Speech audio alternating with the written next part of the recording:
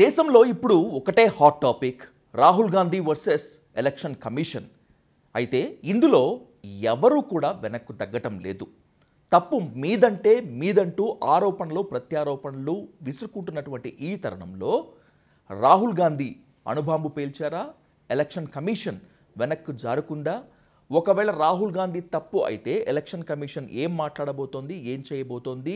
Rahul versus election కమిషన్గా జరుగుతున్నటువంటి episode దేశ రాజకీయాలను ఎలా ప్రభావితం చేస్తుంది అనేటువంటి పెద్ద ప్రశ్న మన ముందున్నటువంటి నేపథ్యంలో సమాధానం తెలుసుకునేటువంటి ప్రయత్నం చేద్దాం. సీనియర్ జర్నలిస్ట్ అలాగే senior political analyst doctor Prasadamurthy గారితో. సార్ నమస్తే. నమస్తే సార్, ఇప్పుడు దేశంలో ఎక్కడ చూసినా కూడా ఒకటే చర్చ, ఎలక్షన్ కమిషన్ ఇంత దారుణానికి ఒడిగడుతుందా అనేటువంటి ప్రశ్న. అయితే రాహుల్ గాంధీ నిజంగా అణుబాంబు పేల్చాడా లేకపోతే దేశం ముందు తలదించుకొని నిలబడతాడా అని ఓవరాల్గా ఈ ఎపిసోడ్ పైన మీ కమెంట్ అండ్ మీ విశ్లేషణ ఏంటి? యాక్చువల్గా రాహుల్ గాంధీ పేల్చింది ఆటం బాంబే. ముందు నుంచి నా చేతిలో ఆటం బాంబు ఉంది, అది పేలితే ఎలక్షన్ కమిషన్ మటాషే అని అంటూ ఉన్నాడు. ఇక బీజేపీ వాళ్ళు పెద్దగా పట్టించుకోలేదు, ఏముంది ఎప్పుడు ఇలాగే అంటూ ఉంటాడని చెప్పేసి వాళ్ళు చాలా లైట్ తీసుకున్నారు. కానీ అందరికీ అనుమానం ఉంది, ఒక లోక్సభలో ప్రతిపక్ష నాయకుడు బాధ్యతాయుతమైనటువంటి స్థానంలో ఉన్నాడు, అతిపెద్ద ప్రతిపక్ష పార్టీకి నాయకత్వం వహిస్తున్నటువంటి మనిషి అంత తేలిగ్గా ఎలక్షన్ కమిషన్ని మాట్లాడతాడా అని చెప్పేసి అందరూ అనుకుంటున్నాం. ఏదో సంథింగ్ ప్రూఫ్ ఇతనికి దొరికింది అని చెప్పేసి.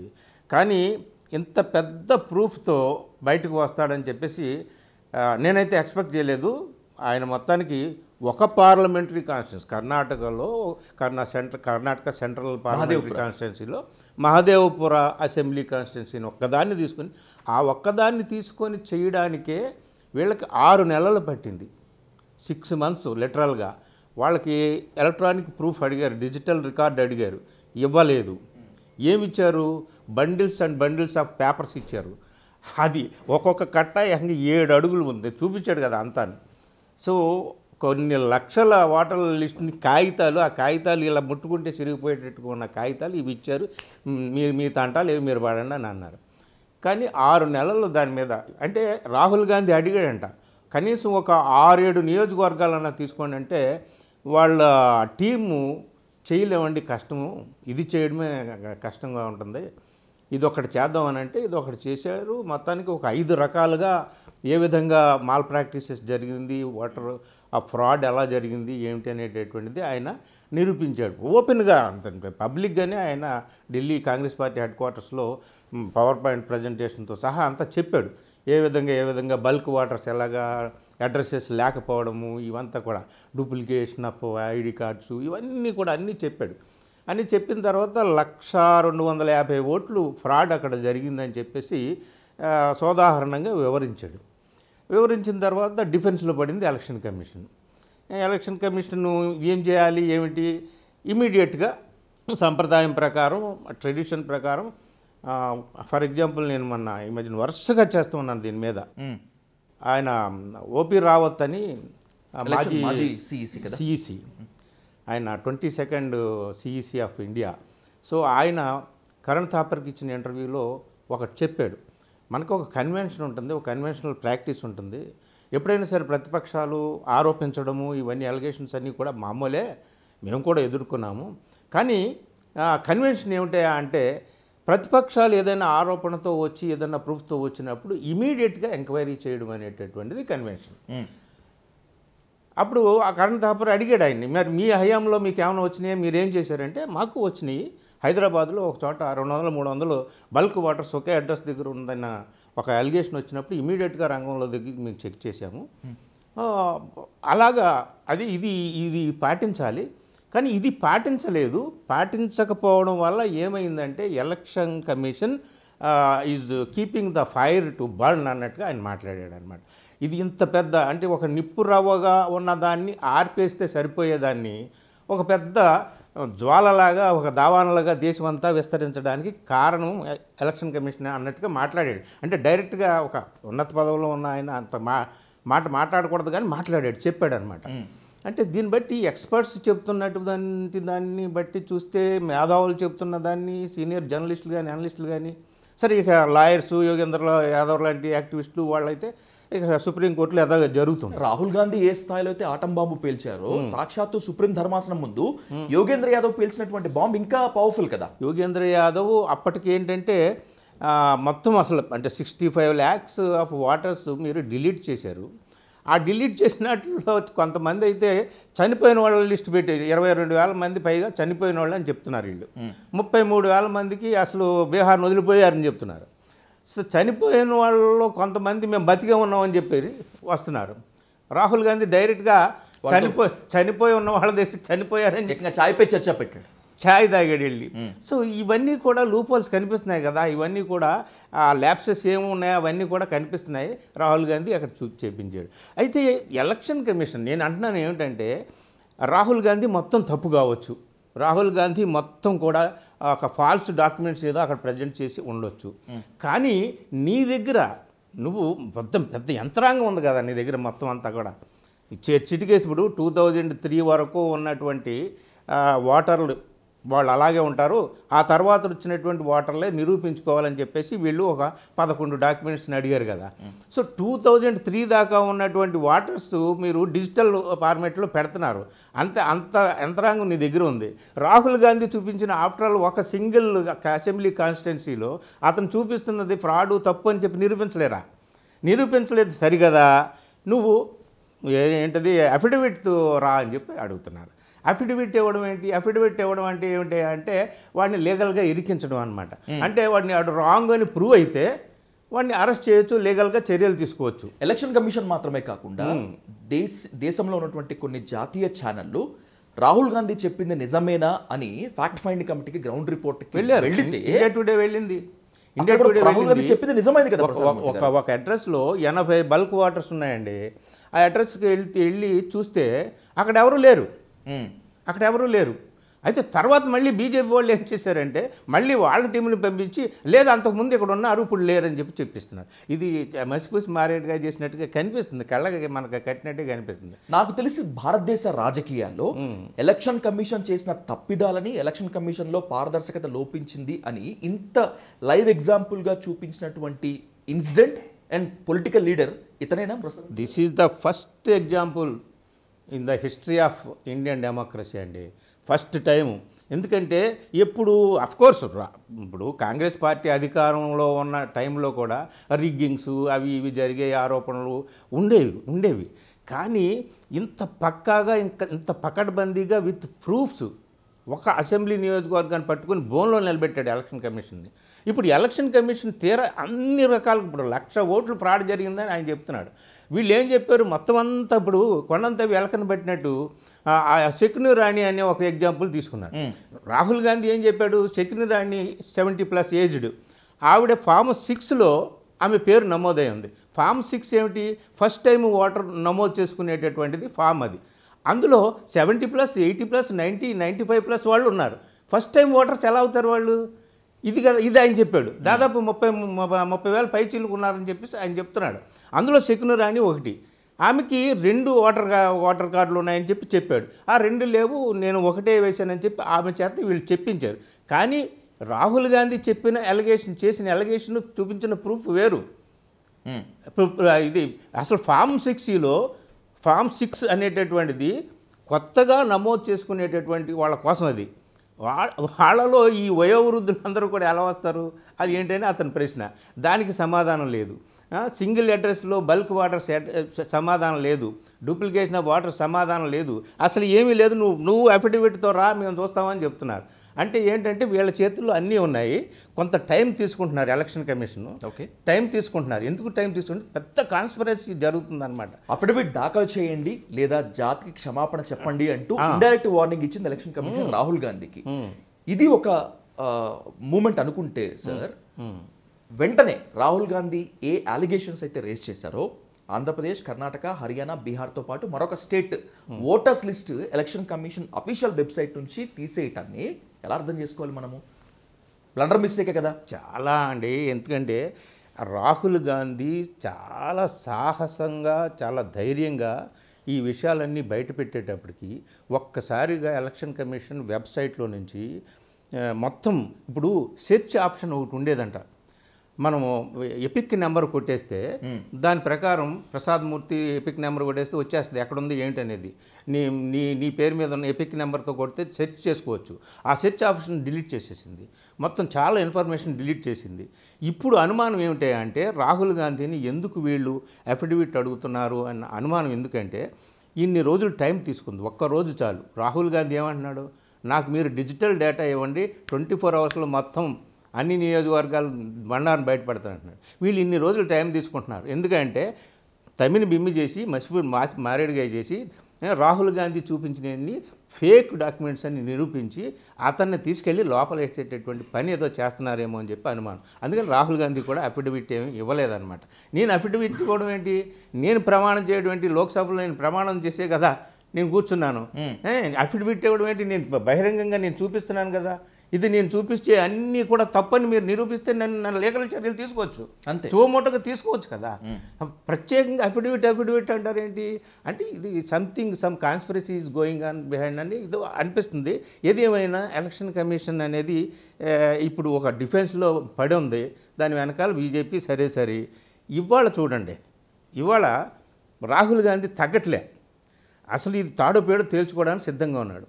రాహుల్ గాంధీ ఇక ఎంతవరకు తెగించాడంటే ఇక ఒంటమా బాతమా ఏదో ఒకటి మొత్తానికి దీంతో తేల్చుకోవాలని చెప్పి సిద్ధమైపోయాడు. ఇప్పుడు ఓటర్ అధికార యాత్ర అని చెప్పేసి ప్రారంభించాడు ఈ రోజున బీహార్లో సాసారాం నుంచి బీహార్లో 25 డిస్ట్రిక్ట్స్ కవర్ చేస్తున్నాడు. 1300 కిలోమీటర్స్ యాత్ర ఇది. పాట్నాలో సెప్టెంబర్ 1కి కంప్లీట్ అవుతుంది అతని యాత్ర. సరిగ్గా ఈరోజు మధ్యాహ్నం సాసారాంలో బీహార్లో ఈ యాత్ర స్టార్ట్ చేస్తున్నాడు అని. కానీ ఈరోజు ఎలక్షన్ కమిషన్ ప్రెస్ కాన్ఫరెన్స్ పెట్టింది. ఇంతవరకు ప్రెస్ కాన్ఫరెన్స్ పెట్టలేదు. 25 జూన్లో స్టార్ట్ చేసింది ఎస్ఐఆర్ ప్రాసెస్. అయ్యా మీరు చెప్పండి, ఏంటి పారదర్శకత పాటించండి, ట్రాన్స్పరెన్సీ పాటించండి, మేము అడుగుతున్నాం చెప్పండి, మీరు ఎట్లా చేస్తారు, ఏమిటి ఇంత హర్రీబూరిగా ఏమిటని. అందుకనే చంద్రబాబు నాయుడు తెలివిగా ఏం చేశాడు, ఎలక్షన్ కమిషన్కి మెమోరాండం ఇచ్చాడు. మీరు కానీ ఎస్ఐఆర్ ప్రతి చోట చేస్తామంటారు, మా స్టేట్లో చేస్తే మాత్రం 1 సంవత్సరం ముందు చేయండి, ఇంత హరీబురిగా చేయకండి అని అన్నాడు. సో ఆయన మాట తీసి పక్కన పెడదాం. వీళ్ళందరూ కూడా ప్రశాంత్ భూషణ్ కానీ, కపిల్ సిబాల్ కానీ, అభిషేక్ మను సింఘ్వి కానీ, యోగేంద్ర యాదవ్ కానీ, వీళ్ళందరూ కూడా సుప్రీంకోర్టులో వాళ్ళు పెట్టిన ఆర్గ్యుమెంట్స్కి సుప్రీంకోర్టు ఆశ్చర్యపోయింది. వాళ్ళు ఇచ్చినటువంటి డీటెయిల్స్ కానీ అవన్నీ కూడా చూసి. అందుకనే కదా. కాకపోతే ఇక్కడ విజయ్ ఒక పెద్ద మేజర్ ఇది ఏం జరిగిందంటే దాన్ని కాన్స్పిరసీ అందాము లేదంటే డైవర్షన్ పాలిటిక్స్ అందామో కానీ main stream media so called గోధి media అది ఇది అంటున్నారు కదా. ఆ మెయిన్ స్ట్రీమ్ మీడియా ఏం చేసిందంటే సుప్రీంకోర్టు మొత్తం టోటల్గా ఈసీకే ఫేవర్గా ఉంది అన్నట్లు రాశారు. అన్నట్టుగా మొన్నటి వరకు 3 రోజుల క్రితం వరకు రాహుల్ గాంధీ ఆ ఎలక్షన్ కమిషన్ అరాచకాలని తప్పులని బయటపెట్టిన తర్వాత ప్రధానమైన ఛానల్లో ప్రధానమైన పేపర్లు ఏవి ప్రముఖంగా ప్రచురించలేదు. సోషల్ మీడియాలో మొత్తం అవుట్ రేజ్ వచ్చిన తర్వాత మెయిన్ స్ట్రీమ్ మీడియాని సోషల్ మీడియాలో నెటిజన్లు ఉతికి ఆరేసిన తర్వాత మాట్లాడుతున్నారు. మీకు newslaundry.comలో నేను చూసా, రాహుల్ గాంధీ ప్రజెంటేషన్ తర్వాత మర్నాడు ఏ పేపర్ ఈ న్యూస్ని ఎంతగా కవర్ చేసినాయి అని చూస్తే ఒక్క హిందూ పేపర్ మాత్రమే మెయిన్ హెడ్లైన్లో ఇచ్చింది, మిగతా ఏ పేపర్ ఇవ్వలేదంట. తర్వాత డబుల్ కాలం, త్రిబుల్ కాలం, సెకండ్ లీడ్, థర్డ్ లీడ్లో ఐటమ్స్ ఇవ్వడం ఇట్లా చేసాయన్నమాట. సో మెయిన్ స్ట్రీమ్ మీడియా ఎలాగో పడింది అనుకోండి.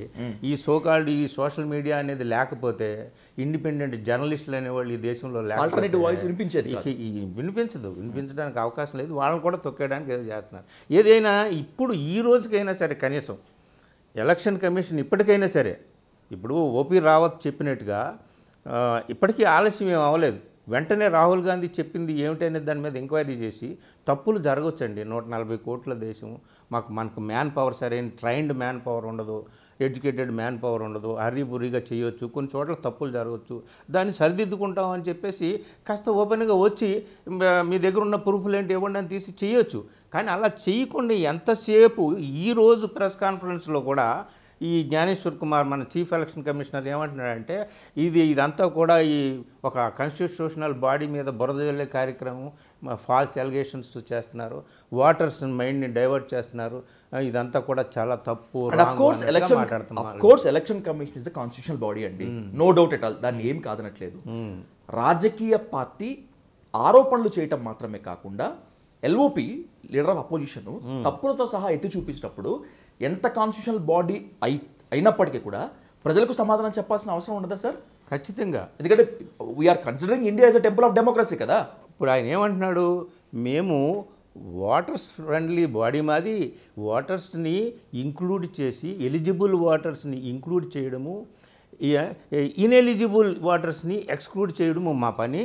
ఆ ప్రాసెస్సే మేము స్టార్ట్ చేసాము. మాకు అపోజిషన్ పార్టీ ఉండదు, రూలింగ్ పార్టీ ఉండదు, అందరూ సమానమే. ఇట్లాగా ఆయన మాట్లాడుతున్నాడు. మరి అందరూ సమానమే అనుకున్నప్పుడు అక్కడ కొన్ని తప్పులు జరిగినాయి. ఒక చిన్న అసెంబ్లీ కాన్స్టిట్యున్సీలో ఎన్ని తప్పులు జరిగితే దేశమంతా ఇన్ని వేల అసెంబ్లీ కాన్స్టిట్యున్సీలో మరి ఎన్ని తప్పులు జరిగి ఉండొచ్చు ఏమిటి అని ఒక భయాందోళన వ్యక్తమవుతుంది కదా. ఇప్పుడు ఆయన చెప్పిన తర్వాత, రాహుల్ గాంధీ చెప్పిన తర్వాత దేశమంతా ప్రతి రాష్ట్రంలోనూ కూడా ఇక్కడేం జరిగిందో అని చెప్పి అందరూ కూడా ఆందోళన వ్యక్తం చేస్తున్నారు కదా. దానికి ఎవరు సమాధానం చెప్పాలి? దానికి సమాధానం చెప్పాల్సిన స్థానంలో ఉన్నవాళ్ళు చెప్పాలి. మీ దగ్గర అంతా యంత్రాంగం ఉంది, మరి ఇప్పుడు మీరు డిజిటల్ రికార్డ్ మేము ఇవ్వమంటున్నారు, ఎందుకు ఇవ్వరు? దానికి కారణం చెప్పట్లేదు. మీరు CCTV ఫుటేజ్ కావాలంటే ఇవ్వండి అంటే మేము ఇవ్వండి అంటే, ఇవాళ కూడా నేను అది పర్టికులర్ ఆ పాయింట్ విన్నాను. అంటే మన ఇంట్లో మన తల్లులు, మన అక్కలు, మన చెల్లెళ్ళు ఓటు వేస్తూ ఉంటారు కదా, వాళ్ళ CCTV ఫుటేజ్ అందరికీ ఇస్తామా అని అన్నాడు. వెబ్ కాస్టింగ్, పోలింగ్ స్టేషన్లో వెబ్ కాస్టింగ్ అది ఎంత పోలీసు అది అంటే మనం ఏమనాలి ఆ మాటని. ఇది ఒక ఎలిగేషన్ వచ్చినప్పుడు ఓటు వేయటంలో అదే అంత పెద్ద రహస్యం ఏముంది సార్? ఏదైతే ఓపెన్గా వచ్చి ఓటు వేస్తున్నప్పుడు అది రహస్యం ఉంది, అదేదో అతి పవిత్రమైనటువంటిది, అదేదో బయట పెట్టకూడదని అన్నట్టుగా ఆయన మాట్లాడుతున్నాడు. సరే, ఏది ఏమైనా సరే ఈ తెలుసు రాహుల్ గాంధీకి తెలిసింది. అంతకుముందు కొంచెం ప్రతిపక్షాలు అటు ఇటు కొంచెం అనుమానాలు ఉన్నా మళ్ళీ ఒక్కసారిగా రాహుల్ గాంధీ ఈ విధంగా బయట పెట్టేటప్పటికి మొత్తం అందరూ కూడా రాహుల్ గాంధీ వెనక మొబలైజ్ అయ్యారు. ఇండియా బ్లాక్ అంతా కూడా, ఈవెన్ డిఫరెన్సెస్ ఉన్న మమతా బెనర్జీ కానీ, ఆమ్ ఆద్మీ పార్టీ కానీ, వీళ్ళు కూడా రంగంలోకి వచ్చారు. No, here I have a question Murthy garu. నేను కూడా తరోగా దీన్ని అబ్జర్వ్ చేశాను కాబట్టి అడుగుతున్నాను. మొదటి ఈవీఎంస్ మీద అగైనెస్ట్ బీజేపీ పార్టీస్ మొత్తం అంతా కూడా అగైనెస్ట్ వాయిస్ వినిపించాయి ఇప్పటి వరకు. ఈవీఎం ట్యాంపరింగ్ ఉంది, స్కామ్ ఉంది అని చెప్పి.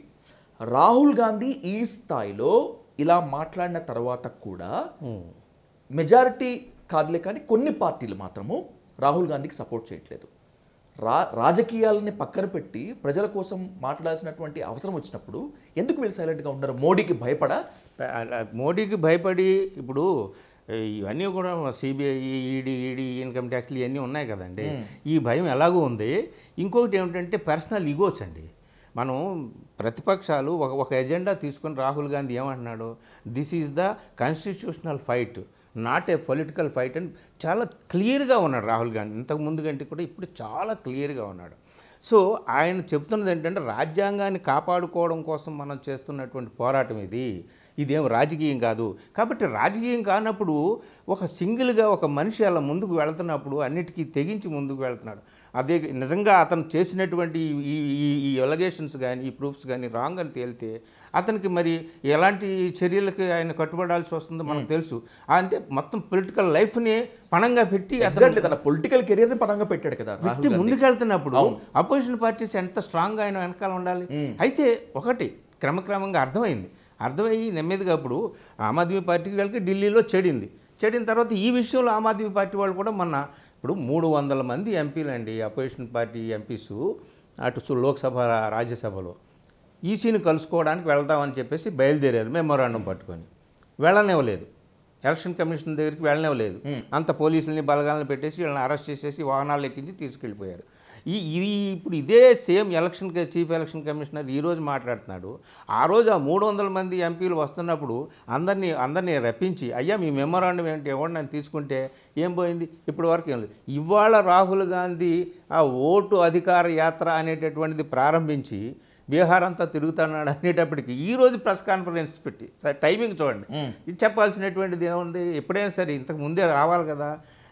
ఇప్పుడు సుప్రీంకోర్టు కూడా సుప్రీంకోర్టు ఈసీకి ఫేవర్గా ఉన్నట్టుగా మెయిన్ స్ట్రీమ్ మీడియా అంతా కూడా బిల్డప్ ఇచ్చింది. అందరూ కూడా నాలాంటి వాళ్ళు కూడా అరే అయిపోయిందా, ఇంకేం లేదా, ఇక ఎవరు నోరు విప్పలేరా అన్నట్టుగా అనుకున్నాం. కానీ ఈ యోగేంద్ర యాదవ్ ఇన్నేళ్ల పాటు జర్నలిజంలో ఉండి ఇంత అనుభవం గడించిన మీరు కూడా బోల్తా పడాల్సి వచ్చింది. అందరూ, నేనే కాదు, వాట్ అబౌట్ కామన్ మ్యాన్?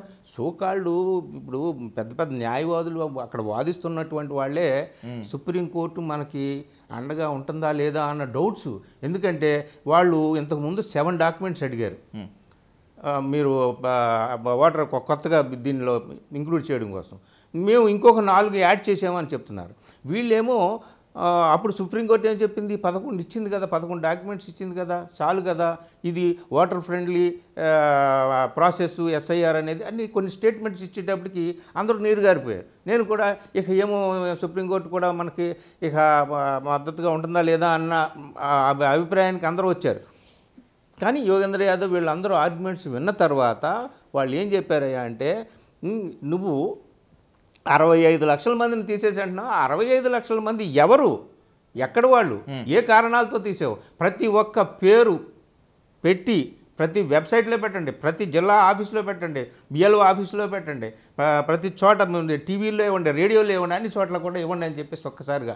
అలాగే ఎవరెవరైతే ఛాలెంజ్ చేస్తున్నారో దీన్ని, వాళ్ళు లీడ్ అయిన వాళ్ళు వస్తే వాళ్ళు ఆధార్ కార్డుని కూడా మీరు ఇంక్లూడ్ చేయండి, ఆధార్ కార్డుని కూడా ప్రమాణంగా తీసుకోండి, వాళ్ళ ఓటర్ ఐడిని కూడా ప్రమాణంగా తీసుకోండి అని చెప్పి సుప్రీంకోర్టు చెప్పేటప్పటికి ఒక్కసారిగా కుదేలేంది ఎలక్షన్ కమిషన్. ఇంకా మా మాట లేదు, ఏం చేయాలని చెప్పేసి ఈ 2-3 రోజుల నుంచి తర్జనలు పడుతున్నారు. ఎలక్షన్ కమిషన్ని అడిగింది సుప్రీంకోర్టు, నువ్వు కాగితాలన్నీ సబ్మిట్ చేయండి, ఇమీడియట్గా తీసుకోండి, ముందు ఇమీడియట్ యాక్షన్ తీసుకోండి అని చెప్పేసి. రేపు 22 మళ్ళీ కూర్చుంటారు సుప్రీంకోర్టు. అందుకని ఇప్పుడు ఈ లోపుగా వీళ్ళు అంటే ఈ ప్రజలు ఎక్కడ యాంటీ అయిపోతారో బీహార్లో, ఎక్కడ మరి ఈ యాత్ర రాహుల్ గాంధీ ఈ యాత్ర మొదలు పెట్టాడు, ఇదంతా కూడా ఎక్కడ. ఇప్పుడు ఎలక్షన్ కమిషన్ ఏం చేసిన అల్టిమేట్గా అక్కడ పైన అధికారంలో ఉన్నటువంటి ఏలికలకి ఏమాత్రం ప్రయోజనాలు దెబ్బతిన్నాయనుకోండి, ఎంత వేస్ట్ కదా. అందుకని చెప్పి ఒక్కసారిగా కాస్త మళ్ళీ ప్రజలకు దగ్గర అయ్యేటటువంటి చర్యలు ఏవో తీసుకుంటున్నట్టుగా కనిపిస్తుంది. కానీ రాహుల్ గాంధీ అయితే తగ్గట్లేదు. మరి దీని పరిణామాలు ఎలా ఉంటాయి ఏమిటి అనేది మనం చూడాలి. రైట్. ఓ ప్రశ్నతో ముగిద్దాము, తెలుగు రాష్ట్రాలకు సంబంధించిన ప్రశ్నతో. సార్, అసలు ఓట్ చోరీ పైన, ఈవీఎం స్కామ్ల పైన, ఎలక్షన్ కమిషన్ అవకతవకల పైన మాట్లాడాల్సినటువంటి జగన్మోహన్ రెడ్డి సైలెన్స్గా ఉన్నారు. ఇది వ్యూహాత్మక మౌనం అని చెప్పి కొంతమంది అంటారు, ఇంకొంతమంది మోడీకి భయపడుతున్నారని చెప్పి అంటారు. ఇదంతా ఒక ఎత్తు అయితే, ఓట్ చోరీపై రాహుల్ గాంధీ ప్రజెంటేషన్ని దీని వెనుక అంతర్జాతీయ కోణం ఉంది అని పవన్ కళ్యాణ్ కామెంట్ చేశారు. ఎలా చూస్తారు? అఫ్కోర్స్ పవన్ కళ్యాణ్ కామెంట్ చేయడం అనేటటువంటి సహజం. ఎందుకంటే పవన్ కళ్యాణ్ ఇంచుమించు ఢిల్లీలో అధికారంలో ఉన్నటువంటి పెద్దల కనుసన్నల్లో మెలుగుతున్నాడు. ఇక్కడ సనాతన ధర్మం అన్నాడు, చెగువేరా దగ్గర నుంచి సనాతన ధర్మం దాకా వచ్చాడు. అక్కడ మోడీ ఏం చెప్తే ఇక్కడ పవన్ కళ్యాణ్ అదే పాట పాడుతున్నాడు. సో ఈ రోజున రాహుల్ గాంధీని పవన్ కళ్యాణ్ అనడం అనేది పెద్ద విచిత్రమైనది ఏం కాదు. అంతర్జాతీయ కుట్ర ఏం కుట్ర అనేటటువంటిది అది తీసి బయట పెట్టాల్సింది మీరు. ఇప్పుడు ఎర్రకోట నుంచి ప్రధానమంత్రి స్వాతంత్ర దినోత్సవం రోజున మాట్లాడుతూ దేశం గురించి నేను అది చేశాను ఇది చేశాను చెప్పాలి. అంతేగాని దేశంలో గుసిపెట్టియా వాడెవడో వచ్చాడు దూరేరు ఇక్కడికి అంటే వాళ్ళని గుసిపెట్టియా అంటే చొరబాటుదారులు. వాళ్ళని అరికట్టాల్సినటువంటిది ఎవరు? కేంద్రంలో అధికారం ఉన్నవాళ్లే కదా, వాళ్ళ చేతుల్లోనే కదా అన్ని ఏజెన్సీస్ ఉండేది, భద్రతా బలగాలు ఉండేది, అన్ని కూడా సెక్యూరిటీ అంతా ఉండేది. వాళ్ళే ఇట్లా మాట్లాడుతుంటుంటే తీరా చూస్తే ఏంటి, అంతా కూడా ఎలక్షన్ టాక్టిక్స్ అండి, అన్ని ఎలక్షన్ పాలిటిక్స్ అండి. ఏం మాట్లాడినా ఏం చేసినా ఈ దేశంలో గద్దెల మీద రాజసింహాసనాల మీద ఉన్నవాళ్ళు మాట్లాడే ప్రతి మాట కూడా వెనక రాజకీయమైనటువంటి ప్రయోజనాలతో కూడుకున్నటువంటి ఉద్దేశాలు తప్ప ఇంకేమీ కనిపించడం లేదు. ఆఖరికి బీహార్లో ఇప్పుడు ఎన్నికలు జరగబోతున్నాయి, దాన్ని క్యాప్చర్ చేయాలి ఏదో ఒక రకంగా, ఇదే తప్ప ఇంకోటి లేదు. నెక్స్ట్ బెంగాల్లో, తర్వాత అస్సాంలో ఈ వరుసగా ఉన్నాయి. అందుకని ఇప్పుడు పవన్ కళ్యాణ్ ఇట్లా మాట్లాడుతాడంటే వాడు ఎవరి రాజకీయ ప్రయోజనాలు వాళ్ళకు ఉన్నాయి. మనం మాట్లాడాల్సింది ఏమిటో చంద్రబాబు నాయుడు కూడా దీని మీద ఏం మాట్లాడలేదు. కాకపోతే ఆయన ఏంటంటే కొంచెం తెలివిగా ముందే ఒక బాణం వేసేసాడు, ఈ దేశమంతా చేస్తున్నారు, మా రాష్ట్రంలో మాత్రం కాస్త ముందు చేయండి, హర్రీబురిగా చేయండి. ఎందుకంటే హర్రీబురిగా చేస్తున్నారన్న విషయం ఆయనకు కూడా అర్థమైంది. ఓకే, హర్రీబురిగా వద్దనే కదా. ఇప్పుడు ఎస్ఐఆర్ చేయండి కాదనట్లేదు, ఎప్పటికప్పుడు ఓటర్ల జాబితాను సవరించడం, కొత్త ఓటర్లను యాడ్ చేయడము, పాత లేని ఓటర్లను తీసేయడం అనేటటువంటిది ఎలక్షన్ కమిషన్ చేయాల్సినటువంటి ప్రక్రియ, దాని బాధ్యత, దాని రెస్పాన్సిబిలిటీ. కానీ ఈ రాష్ట్రంలో ఇంకో 3-4 నెలల్లో ఎన్నికలు ఉన్నాయి కానీ ఇప్పుడు పెట్టేసేసి మొత్తం అందరిని ఏరి పారేసి మీకు కావాల్సిన వాళ్ళ నుంచి లేనిపోయి యోగేంద్ర యాదవ్ అన్నాడు, not a single addition, 0 addition, totally deletion. ఏంటిది? ఇది టోటల్గా కూడా ఇది మాస్ చరిత్రలో ఎన్నడూ లేనంత మాస్ డిలీషన్ ప్రక్రియ జరిగింది ఇక్కడ అనేది ఆయన ఆరోపణ. కన్విన్స్ అయింది సుప్రీంకోర్టు. సో ఇట్లా జరుగుతుంది. ఎవరు రాజకీయ ప్రయోజనాలతో ఏం మాట్లాడినా సరే రాహుల్ గాంధీ లేవనెత్తినటువంటిది ఏమిటి అంటే ఇది ఇండియన్ డెమోక్రసీకి సంబంధించినటువంటిది, రాజ్యాంగానికి సంబంధించింది. మరి రాజ్యాంగాన్ని కాపాడుకునేటటువంటి బాధ్యత రాజకీయ పక్షాలకు ఉంటుంది, ప్రజలకు కూడా ఉంటుంది, అతి సామాన్య పౌరుడికి కూడా ఉంటుంది, నీలాంటి నాలాంటి వాళ్ళకి కూడా ఉంటుంది. అందుకని మనం మాట్లాడుతున్నాం. Exactly sir. రాజకీయాలు పక్కన పెట్టాలి, ప్రజలే ప్రభువులుగా ఉన్నటువంటి ఈ దేశంలో ప్రజాస్వామ్యం గెలవాలని చెప్పి అని తప్పనిసరిగా కోరుకుందాం. మీరు వాయిస్ రేజ్ చేసినా అంతే, లేకపోతే మనం కూర్చొని డిబేట్ చేసినా కూడా అంతే. మీరు అన్నట్లుగానే రాజకీయ పరిణామాలు లేకపోతే ఇంకా పరిణామాలు ఎలా టర్న్ తీసుకుంటాయో ముందు చూద్దాం. Thanks for your lesson sir. Thank you Vijay.